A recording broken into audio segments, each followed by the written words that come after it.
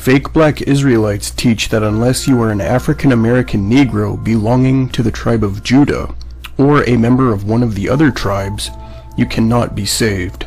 Therefore, it is important to prove the ancient Israelites were not Negroes to refute this theology. Fake black Israelites claim they descend from Noah's son Shem. Shem's son Arphaxad was the ancestor of the Hebrews and Israelites. The question is if Arphaxad's later Hebrew and Israelite progeny were indeed Negroes, as fake black Israelites claim. We will demonstrate they were not. Now, Noah had another son named Ham, and Ham's son Cush was actually the true ancestor of the Negroes or Africans, including fake black Israelites of today. Ham's son Cush was the ancestor of the Cushites. The Cushites who inhabited the land of Cush were the ancient Negroes. This land also went by the name of Nubia or Ethiopia in ancient times. Although fake black Israelites quote an outdated and mistaken Zondervan Pictorial Bible Dictionary to say that Ham did not produce the Negroes, the fact is that book nowhere says the Negroes come from Shem. In fact, this book denies that and says Shem was the progenitor of the Semitic race. And plus, modern high-level scholars affirm that Ham's son Cush was indeed the progenitor of the Negroes.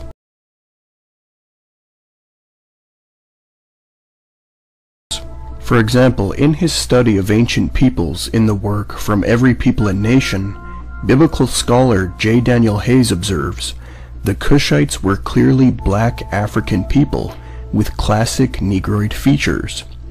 Thus, Ham's son Cush was indeed the progenitor of the Negroes.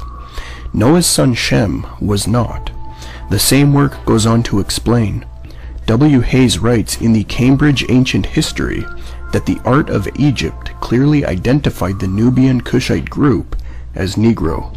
Other physical features are discussed in the ancient sources as well.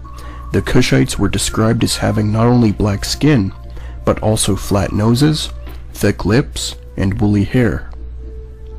Notice even the African American scholar of classics Frank Snowden agrees that it was the Cushites, that is the descendants of Ham, who were the ancient Negroes according to Egyptian art and other ancient sources. And now Putin is trying to show his other people, you're not matching the color of the promised people. So there's got to be a big problem. You don't match the color of the prophets. So who is it that you think you represent? So these are big times in dunya of a truth that's coming. A heavenly truth through material servants. When Allah disrupts the material Hagogami, that which is trying to control this earth, Allah is now disrupting it, smashing it, confusing its players. So these are an amazing time. I want to give all the praises and the honor to Yahweh, Bahashem, Yahweh Shai, Bahashem, Recha HaKwadash, and double honors to the elder apostles and the elder bishops of Great Millstone. Honors as well to you other elders and brethren. Shalom to you supporters of this truth, fellow believers, including you sisters, and shalom to the elect. So anyway, I decided to go on this video. This guy sounds like the character Abu, I think, right? That sounds like he's the one to do videos with vocab. Now, you know, we don't get mad about this, but, you know, we're going to go over this a little bit, and we're going to kind of go into their sources or where they get their information from, right, to prove that they've done nothing but rewrite history. They've done nothing but change the Bible. This man, Hayes, what's his name? Something Hayes, J. Daniel Hayes or whatever, how he rewrote the Zondervan Bible Dictionary to try to counter the one that Rudolph Windsor wrote. So let's go to, let me go here real quick. Exodus 11:7. I'm just going to flow through this. I don't know which way it's going to go, so bear with me. You know, as you get started, it'll just go to the way the lesson's going to go. Anyway, Exodus 11:7. But against any of the children of Israel shall not a dog move his tongue against man or beast. Ye may know how the Lord doth put a difference between the Egyptians and Israel. So what this man is saying, that in the Bible, the News on the Van Bible, that the Cushites, they had woolly hair. The Hamites, well, Ham out of Cush, they all had woolly hair. They all was dark skinned. They all had full lips, big noses, flat noses, so forth and so on, right? So, at the end of the day, you look at this man, what's his name, Idris Elba, who you can see here, who they said was too ethnic to play James Bond. Again, this is what they do.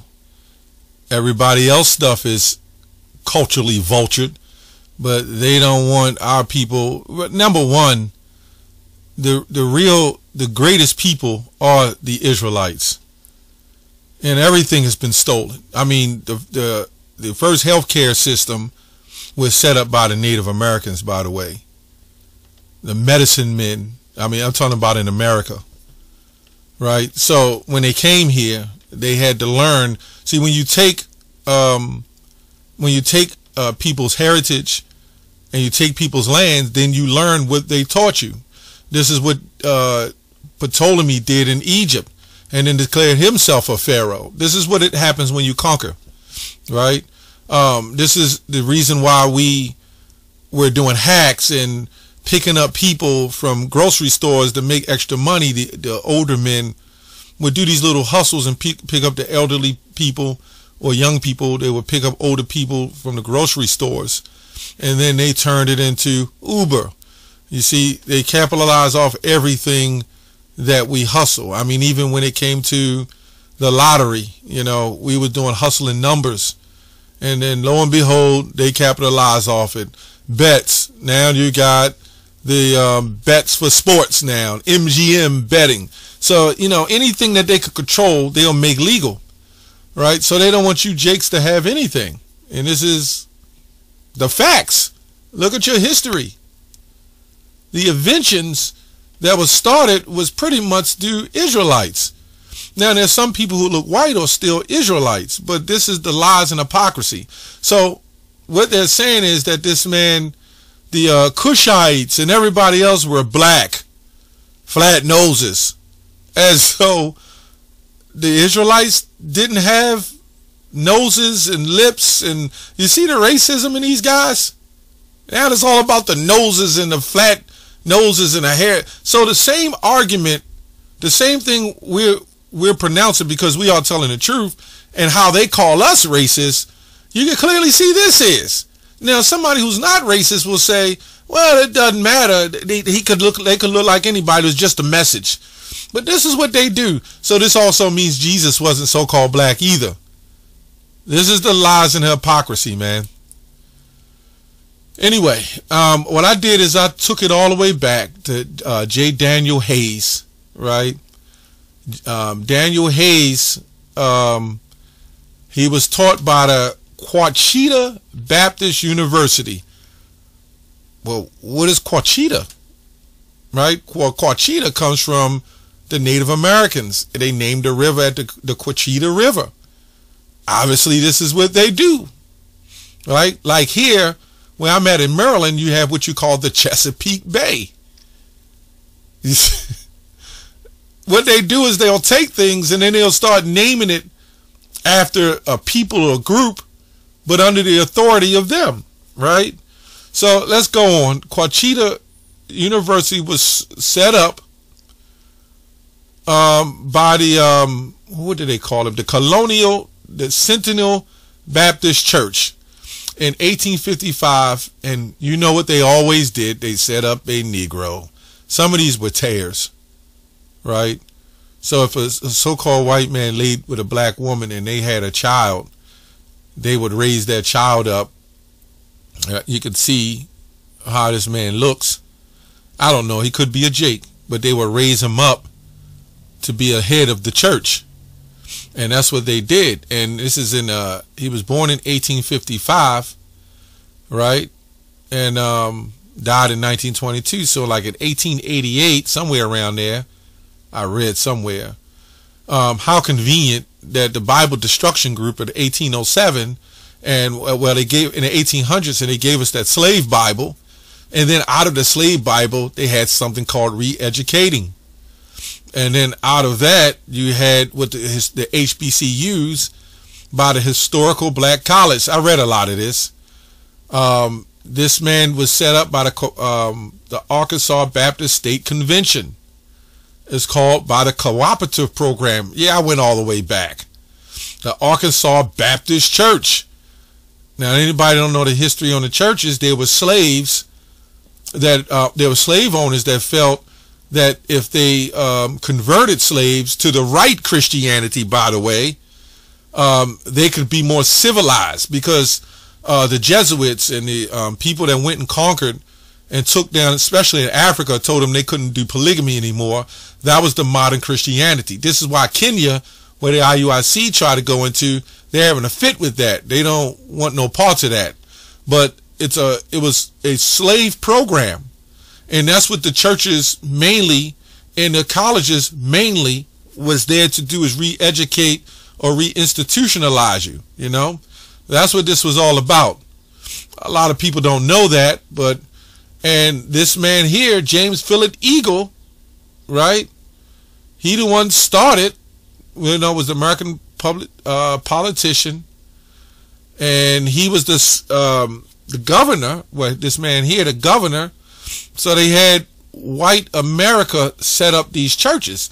The HBCU, the Historical Black Colleges, was also set up by a man named Richard Humphreys, who was an abolitionist who still had slaves. How convenient the abolitionists had slaves. A lot of them wasn't about abolishing slavery. It was the treatment of the slaves. That's, of course, that what they won't tell you as well.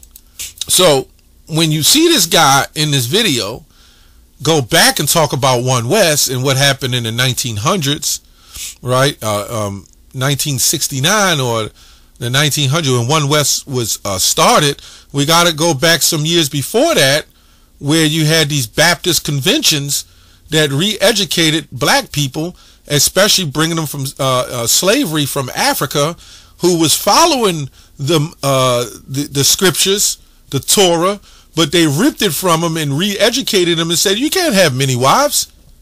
This is not how you worship. I mean, it goes deep. It's a lot to go into it. Yeah,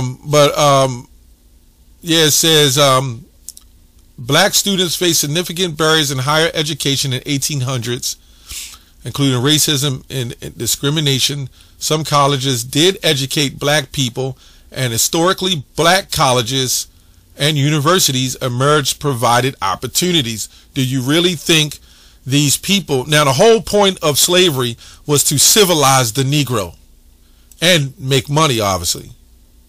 You know, here we have the slave Bible, the Holy Bible, the Negro, it says here, when they tried to start reinstituting the Bible, it says here in mid 1800s. So you get the point. I was going to go through a lot of it, but you know, I did the research of what I saw, and let's go here. It doesn't make sense. We don't believe it. Job 30:30. It says, my skin is black upon me, and my bones are burned with heat. But what they'll try to do is say there was ash put on them, and it made them black. You know, this white supremacy. I never seen nobody turn black from starvation. I know who were white turned black. I never seen that.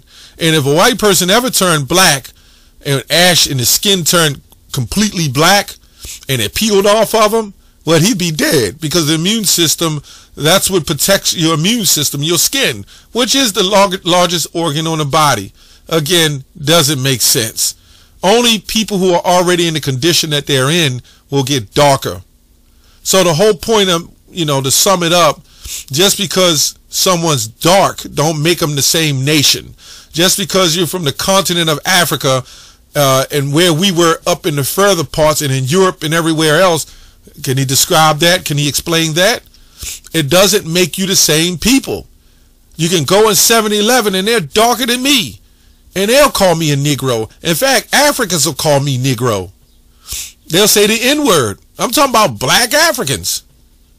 They'll call you the N-word. Why? Because we are a different tribe of people. So when you see Shem, Ham, and Japheth, they were also called black. Let's get an example of Genesis 25, right?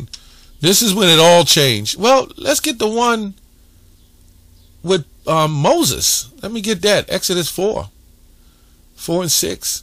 And the Lord said, furthermore unto him, Moses, put your hand into your bosom. And he pulled his hand out of his bosom. And when he took it out, behold, his hand became leprous, white as snow. Now, why are they saying leprous?